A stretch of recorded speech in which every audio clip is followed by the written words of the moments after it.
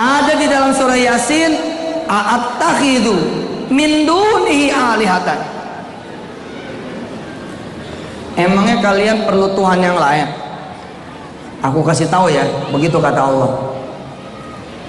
Yuridinir rahmanu bidurril la tughni anni syafa'atuhum syai'aw wa la yunqidun. Apa kamu punya duit bisa beli barang di pasar? Enggak, belum tentu. Semua ada iradah Allah. Begitu mau ke pasar, orang tua datang. Balik ke mana? Balik ke pasar nih. Temenin Umi yuk. Nggak jadi ke pasar. Anda punya duit 10.000, lapar. Yang dicari siapa? Bukan Allah. Padahal Allah yang ngasih duit, Allah yang ngasih lapar. Lapar itu anugerah loh. Lapar tuh anugerah ya. Begitu dikasih lapar, yang kita ingat tukang nasi goreng, warteg Padang, mie ayam, pecel lele. Kenapa? Karena kita ada duit. Kita baru akan menyebut Allah ketika udah nggak ada duit, nggak ada beras, nggak ada makanan, warung udah nggak bisa ngutang, anak juga udah guling-gulingan, sebagian merintih. Yakin saat itu pasti nyebut Allah. Tapi selama masih ada Tuhan lain, ada duit, ada beras, nggak ada yang nyebut Allah. Punya duit buat beli nasi goreng, berangkat gih. Allah bilang, yuridnir rahmanu bidurrin la tughni anni syafa'atum syai'aw wa la yunqidun. Sampai tukang nasi goreng, ternyata subhanallah antri. Begitu antrian tinggal 3, kata tukang nasi goreng apa? Maaf nih, cuman tinggal buat 2 orang. Nah, apakah kalau kita sudah beli nasi goreng lalu pasti bisa kemakan? Belum tentu. Begitu tiba di rumah, tamu datang, kita taruh dulu di meja, kita layanin tamu. Lagi ngelayanin tamu, ponakan masuk, arahnya ke meja makan. Meja makan. Tapi kita mau tegur, kita lagi asik ngobrol sama tamu. Tamu selesai pulang, kita ke meja makan. Alhamdulillah, tinggal kerupuk. Belum tentu. Maka jadi prajurit dan jadi istri prajurit, atau prajuritnya memang sudah perempuan itu ya, jadi suaminya prajurit perempuan gitu ya, sama-sama ngandelin kerjaan, ngandelin gaji. Kapan lu punya rumah? Kapan lu punya mobil? Kapan lu pergi umrah? Kapan lu beli tanah buat orang tua dan bangunin di istana? Kapan kemudian kita bisa bangun masjid di kampung kita? Kalau andalan kita adalah gaji. Oh Ustadz, apakah Ustadz menyuruh kami tidak profesional lalu kemudian kami harus nyambi? Bukan nyambi, saya nyuruh ente imannya benar, tauhidnya benar. Saya bisa bangun rumah bukan karena dikasih oleh bank. Saya dibangunin rumah bukan karena dari mertua. Saya bangun rumah bukan karena nyicil dari sejak muda. Bangunnya menjelang pensiun. Enggak gitu. Kita ini harus hidup senang. Yang bukan bertuhan Allah hidupnya pada senang. Kenapa kita yang Tuhannya Allah jadi enggak senang? Ini masalah. Yang Tuhannya bukan Allah, dia senang hidupnya. Kenapa kita yang Tuhannya Allah, dialah yang maha kaya, maha kuasa, maha punya apapun yang dimiliki sama mereka, terus kok kita miskin? Tandanya kita tidak bertuhan Allah. Kok kita hidupnya susah? Oh susah mah Ustadz, itu mah ujian. Ntar dulu, ente ngomong ujian-ujian aja, sholat subuh gimana? Disebut diuji itu kalau kita lulus tahap demi tahap, in the end of process diuji, naik tingkat atau turun. Lah ente mah diuji terus, namanya itu bala. Bukannya ujian, namanya musibah, namanya itu azab, namanya cobaan. Saya lagi diuji ini sama penyakit. Apanya diuji sama penyakit? Penyakit kita mungkin ngebersihin dosa kita, bukan penyakit ujian. Buat sebagian yang lain mungkin ujian. Jadi tentara, jadi istri tentara, jadi tentara perempuan, jadi suaminya tentara yang perempuan. Yang benar tauhidnya. Kalau enggak kita susah. Buat punya rumah tipe sederhana saja, ampun, kita ngetatin jadwal belanja, nabung, bagus sih, keren. Tapi enggak gitulah. Minta sama Allah tengah malam, ya Allah, saya pengen punya rumah, ini istri nggak bisa di-stop, lahir terus. Ampun ya Allah, ini kalau rumahnya segini sempit bener, tolong ya Allah, tolong. Satu, sumpel istri ini, masa dikit-dikit ditowel aja jadi. Saya ini prajurit ya Allah, ngomongnya sama Allah, ngomongnya sama Allah. Kalau ngomongnya sama komandan, salah kamu. Tapi kalau ngomong sama Allah, Allah jamin. Tes besok. Sabtu pagi, ibu-ibu ke pasar, nggak usah bawa duit. Sabtu malam, bapak-bapak ajak istri dan anak-anaknya makan di restoran paling mahal di sekitar sini, dan tidak usah bawa duit.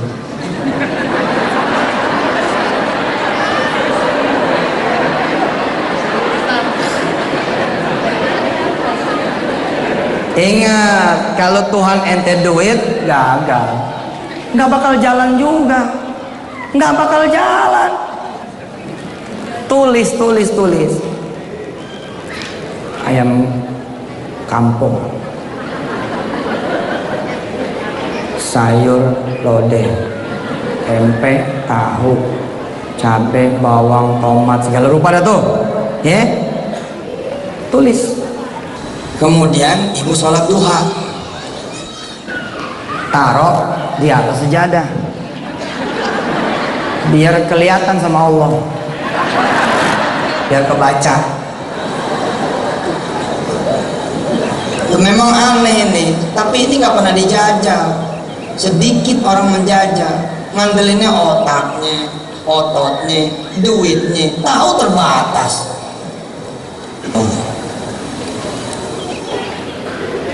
Lillahi ta'ala, Allah. Salat tuh. Assalamualaikum warahmatullahi. Assalamualaikum warahmatullahi. Ambil kertas, lapor. Hari ini, pagi ini saya mau belanja ke pasar. Udah saya tulis nih. Bismillahirrahmanirrahim ya. Ya Allah, tolong tungguin saya di pasar. Ada catatan dikit, tolong bayarin. Nggak percaya deh. Saudara-saudara yang dirahmati Allah, pertanyaan siapa Tuhan saudara menjadi penting supaya tidak bergantung sama yang namanya gaji, sehingga tidak ada lagi ucapan seperti ini, kita mah tentara Pak. Nggak ada lagi. Ibu pagi belanja pakai sholat duha, nggak ada duit nggak ada masalah, langkat berangkat. Innad duhaa duhauka wal bahaa bahauka wal jamala wal quwata wal qudrata wal ismata wal ikanuka. Apa yang ada di pasar semuanya lillah, punya Allah. Hatta sampai wal pasaruka wad duita duituka wa komandanuka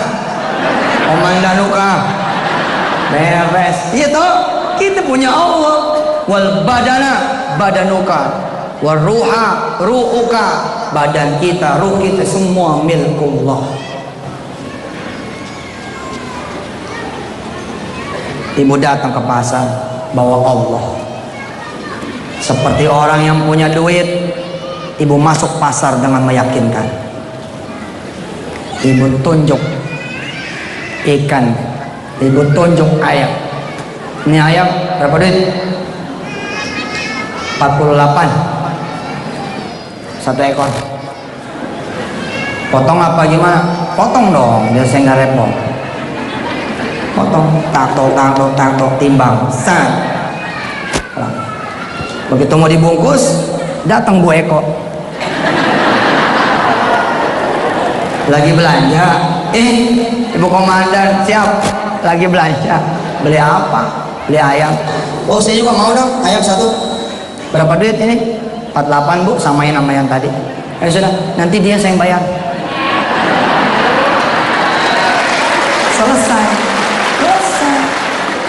Selesai, beres.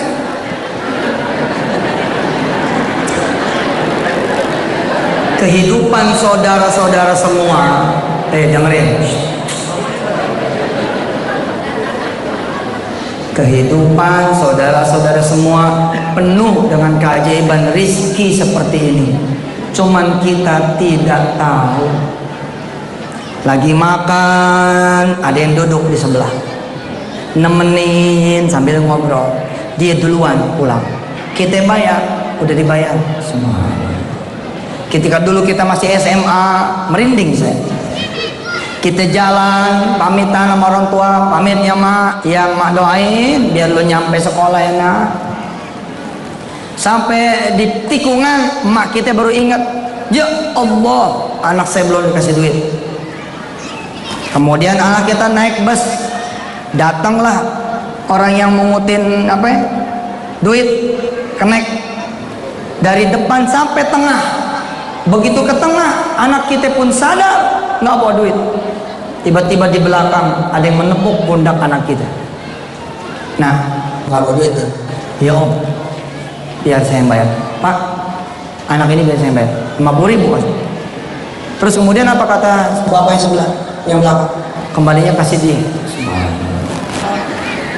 Ini kejadian sehari-hari. Emang duit siapa juga? Ente lagi butuh ada yang nganterin. Emang siapa? Kalau bukan Allah Subhanahu wa Ta'ala. Siapa di antara tentara yang belum punya mobil? Pengen punya mobil? Nggak pernah ngimpi Pak Ustadz? Iya, orang nggak bakal pernah bermimpi jika yang ada di otaknya ini 1 tambah 1 2. Nggak mungkin punya impian. Mana mungkin punya impian anak saya bakal begini, nanti bakal begitu? Nggak bakal. Dia terlalu pragmatis. Gue bisa makan kalau gue gajian, selesai. Gue bisa beli motor kalau gue bisa nemenin orang, gue bisa bantu orang, gue begini-gini. Kalau enggak, you will have no dream. Any dream you will have not. Nggak bakal punya. Kasihan benar kan, pengen punya motor aja dia harus nabung gitu sebulan 100.000, 100.000, 100.000, 10 bulan 1 juta, baru jalan ke leasing. Kasihan amat. Believe me, percaya omongan saya, kalau cuma motor maya 7 hari sholat duha berturut-turut, 14 hari kalau belum dikabul, 21 hari kalau belum dikabul, 40 hari kalau belum dikabul, motor diantar sama Allah. Diantar. Salih sunat duha lil motor. Ya Ustaz, lilnya lillahi ta'ala. Habis itu doanya minta motor. Lagi ngobrol sama Allah, 2-3 hari jalan, dari 14, 21 atau 40 hari rencana ngadep Allah, tiba-tiba tetangga berganti orang tetangga. Bertamu, berteman, nyapu bareng, kerja bakti bareng, bulu tangkis bareng. Tiba-tiba hari ke-23 dibilang sama kita, wah saya harus pindah lagi nih, mesti ke Surabaya nih. Dan terus mas, minta tolong ya, jagain rumah saya, jagain kontrakan saya. Oh ya, enggak apa-apa mas, enggak apa-apa nih, bener nih, enggak apa-apa. Enggak, soalnya enggak ada barang yang saya bawa juga. Oh ya, enggak apa-apa mas. Tiba harinya dia pamit sama kita, istrinya pamit sama istri kita, anaknya pamit sama anak kita. Terus dia bilang, ini kunci mobil, ini kunci rumah, dan ini kunci motor. Loh mas, kalau motor hilang gimana? Pakai aja motornya.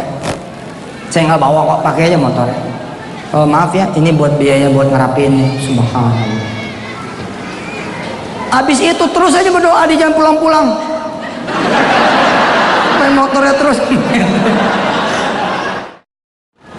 2008 saya terbang ke Malaysia, ikut simulasi Airbus sama beberapa pilot dari Jakarta. Ketemu di hotel, dia ngajak. Pulangnya saya beli helikopter 2 biji. Ustadz, bukan komandan, tapi beli helikopter 2 biji. Niatnya sih beli 1, tapi Ustadz Jeffrey SMS saya. Apa kata Ustadz Jeffrey? Kiai, ada di mana? Ada di KL. Ngapain? Lagi beli heli. Biar nggak macet tuh ya. Iya, saya bilang biar nggak macet. Apa kata Ustadz Jeffrey? Ntar aneh pinjem ya Kiai. Saya bilang, karena saya banyak duit, saya bilang, Jeff, ente nggak usah minjem, aneh beliin 2. Ente 1, aneh 1. Beli helikopter tuh nggak pakai duit, pakai Allah. Nggak ada yang mahal, sama Allah mah nggak ada yang mahal, semua murah. Pulanglah saya tahun 2008 ke Jakarta, ke Tanah Air, bawa helikopter 2 yang pakai remote. Saya kasih sejak 1, ini 1 ente mikir mungkin bercanda. Ustadz bercanda. Enggak, 2010 saya beli 737 300, 737 400. Semua berawal dari mimpi. Pakai duit? Enggak pakai duit. Ngawur aja pakai duit. Dari mana duitnya? Sudah bilang, Ustadz, waktunya nih antum beli pesawat. Siap, berapa duit? Pesawat second aja Ustadz. Ini 3 nggak terlalu mahal lah. Dibilang 50 miliar. Saya bilang, murah ya pesawatnya, murah. Habis itu pagi saya siaran di televisi. Saya sampaikan sama jemaah semua, jemaah, mau umroh murah tidak? Jemaah bilang, mau. Caranya gimana? Serentak mereka menjawab, sedekah. Bukan, sedekah mah ilmu biasa. Kalau mau murah, pesawatnya kita beli sendiri. Teman-teman pada ketawa. Emang pesawat telepon katanya. Saya bilang, emang berapa duit pesawat? Mahal Pak Ustadz. 100.000 saja. 100.000 saja. Pesawat tuh 100.000 saja. Dia nanya, bagaimana mungkin 100.000? Mungkin kalau se-Indonesia patungan. Mungkin kalau se-Indonesia patungan. Mulailah saya siapin duit $100.000 waktu itu. Bapak saya lihat, kemudian diperlihatkan oleh TV. Saya ngomong sama jemaah semua, ini dia pesawat yang akan kita beli. Masih di refurbish tuh, masih dicat apa segala macam. Insya Allah nanti kalau kebeli, kita tidak akan taruh di Bandara Soekarno-Hatta. Kita pun tidak akan taruh di Halim Perdana Kusuma. 3 pesawat ini kita akan gantung di Monas. Supaya pemirsa semua tahu bahwa kalau kita bersatu, kita bisa beli apa saja. Saat itu tuh 2010. Tapi begitu ditayangkan, teman-teman yang ahli pesawat datang satu demi satu ke saya. Mereka bilang, jangan mau dibohongin Pak Ustaz, itu pesawat sudah di fade out, udah tidak layak terbang, pasti akan ngerongrong, bensinnya juga kacau, bla bla bla. Impian itu tetap dipelihara, duit udah di tangan saya, uang mukanya udah di tangan saya. Jemaah udah pada patungan tuh, ada 10 juta, 20 juta, ada 30 juta, ada 100 juta. Saya bilang, kita belajar dulu pakai pesawat domestik, itu 100 seat, nggak bisa dia ke Jeddah. Pesawatnya pesawat yang nggak cukup fuelnya nggak cukup. Tapi nanti kalau kita sudah terlatih, kita beli pesawat yang lebih besar. Dan saat ini saya tercatat sebagai salah satu pemegang saham di salah satu maskapai penerbangan di tanah air. Sepertinya kan bercanda tuh ya, heli pakai remote, kemudian bercanda-canda Boeing 737-300, 400, bercanda-canda lagi. Takdir Allah. Nggak tahu gimana, saya saat ini tercatat sebagai salah satu pemegang saham di salah satu maskapai penerbangan swasta di tanah air. Dari mana judulnya? Orang kaya bukan? Ngerti pesawat juga enggak? Semua karena Allah. Kita berdoa